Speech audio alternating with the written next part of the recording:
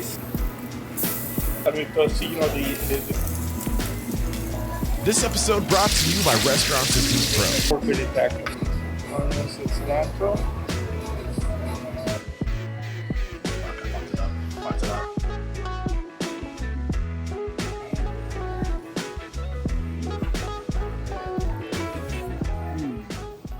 I think everyone right now is buying and selling time, and I think in restaurants, not only are you buying back your own time, you're also buying an experience with the food. With excitement, allow me to introduce to you today's guest, founder and CEO of Restyle Retail, Sabores del Plata, Rreal Tacos, and VentureGroup.com. And you're also the co-founder of Restro Experience, Damián Otero. Damián, my man, are you feeling unstoppable today? Feeling good. Yes, dude. I cannot wait to get started. And also, I'm super excited. I love these types of interviews. Whenever I'm on the road, I try to connect with one guy or gal who, I think you started your first Rreal Tacos was 2021. No, Rreal Tacos was started in 2015. 2015. We took ownership of it in 2021. Took ownership of it in 2021. But I like, dude, you're just on fire right now. You're growing like crazy. You're aggressive. You're a serial entrepreneur. We're trying. You've been listening to the show. I love connecting with my listeners. Yes, because I'm new into the industry. I'm not new into business, but I'm new into the industry, and it's hard to find mentors here and there sometimes. Yeah. So this podcast has definitely helped me a lot, the team a lot. Rreal Tacos it's a new project that we took over in 2021. We've been at it for about 16 months now, and our sales are up 1,000%. Wow. And a lot of it is thanks to a lot of things that we've learned from your podcast. So I want to thank you for that. Thank you, man. I appreciate the endorsement for Yeah. sure. But I love talking to people like you because what you're going through right now, I like to say opening a restaurant in 2010 or even 2000 or whenever, like 10 or 20 years ago, isn't the same as opening a restaurant in 2022 or soon to be 2023. It's a different landscape. What worked then does not work today. So I love talking to people who are opening restaurants today and who are getting started today, because I feel like it's just the people listening who are learning and going through this. Your story is so much more relatable than people who did this 30 years ago and who are at the top of their game and about to retire. You know Exactly. What What do you think is the biggest difference 10 years ago versus now? I mean, the technology, the competition. I mean, there's more restaurants per capita today than ever before. And the restaurants are just changing. We also eat out a lot more. Keep in mind, right now we're in the city, whereas back in the day, people would have a family of 8 people. So you go, you buy the food, and then you cook it at home. Right now, people live in an apartment is 1, maybe 2 of them. It makes no sense to go to Walmart, buy a bunch of food, then cook, then clean, or throw away all that stuff that you could. It will cost you more. Yeah. So people now are dining out a lot more than before. Yeah. So I think that's compensating a lot. Usually in this industry, I'm guessing people come in and they do a 10-year journey, either in management or they start in the kitchen, become a chef, eventually find a partner, maybe an investor, another partner in front of the house. They put an idea together. They have this dream. They put in the work, and then they open up a location. That's usually the story most of the time that I hear from your podcast. Yep. My story is the total opposite. I was thinking about it last night. I don't even know how it worked out or why I'm here. The first time I walked into a kitchen at a restaurant, the first time I saw a walk-in cooler was when I got the keys to my own restaurant at 21 years old. Wow. I think it's not a quote. It's an idea, a philosophy that you have to create a vision large enough, so big, where other people's dreams can fit into it, where you can bring A players to work with you, and just all of us combined come out better in the end. The A players, the top performers, will only work for a vision that's big enough where they can fit in and they can succeed within the company. And I think the leader of the company must have a tremendous vision. Like some of the people that you interview that have multiple locations doing $100+ million a year. What if you were employee number 8 in that company? What if you were employee number 6 and X company went public? You know, if you put in the hours, the work, with the right team, with the right company. And this industry is a beautiful story from what I've seen so far since I'm in it. I didn't really get into the industry until 2020, right? When I was 21 years old, I purchased this restaurant, and it was my favorite restaurant in the whole world. It's a little hole in the wall. How did I get there?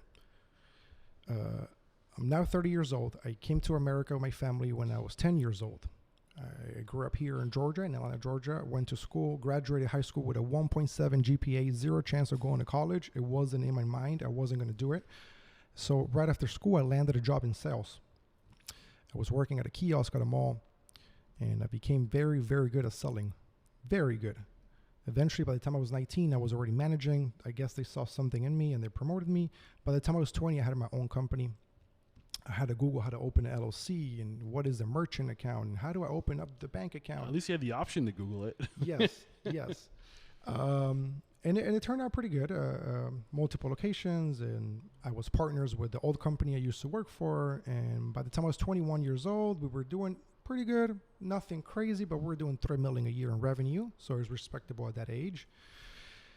And my first profit share was $100,000 each way. 100 for my partner, 100 for me. So I had a choice. What do I do now? Do I buy my dream car? Because, you know, I was stupid in 21 and I wanted to have fun. Do I buy my dream car? Did you buy the dream car? Afterwards, yes. Or do I put this money to work, maybe in a little property or business? Who knows? I find out that my favorite restaurant, which is a little hole in the wall, it's a Uruguayan Argentine steakhouse, is a staple of our community here, was up for sale because the owner was leaving the country. And I knew the owner, so I sent him a message. Hey, what are you thinking about Sabores? He said, I'm selling it.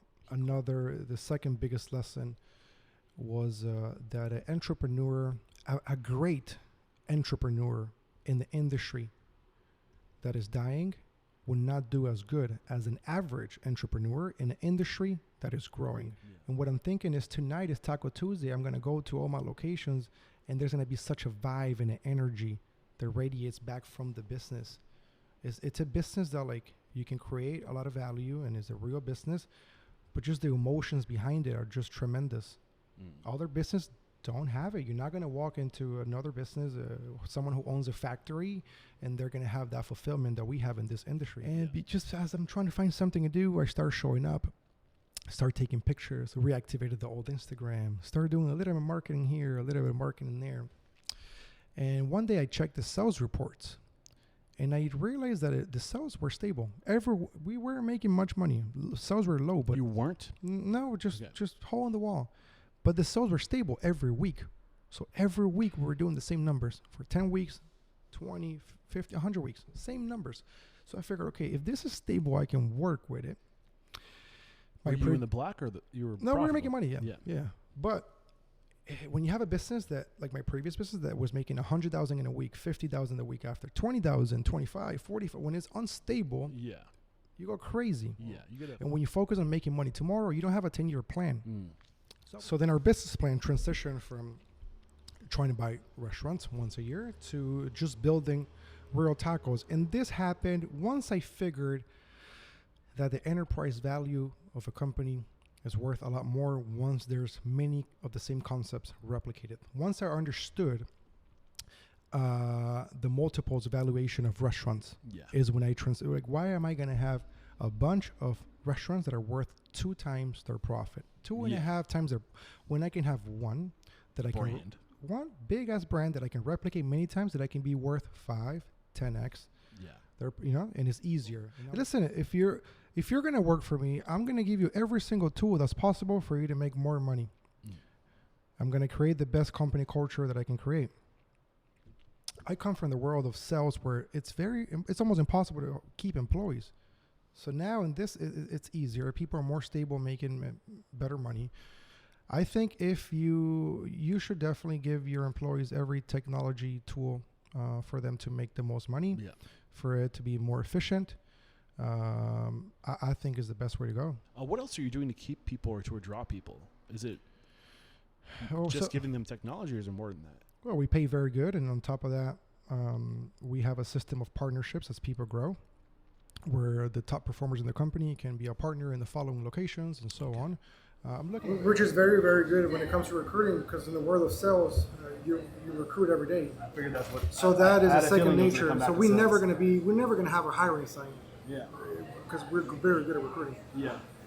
But then from there, like when we met Nacho, we did 3 or 4 interviews. Yes. And by the second interview, we were like, well, we're basically a startup. You overqualified to work here with us, but if we're gonna promise you something, we're gonna do it.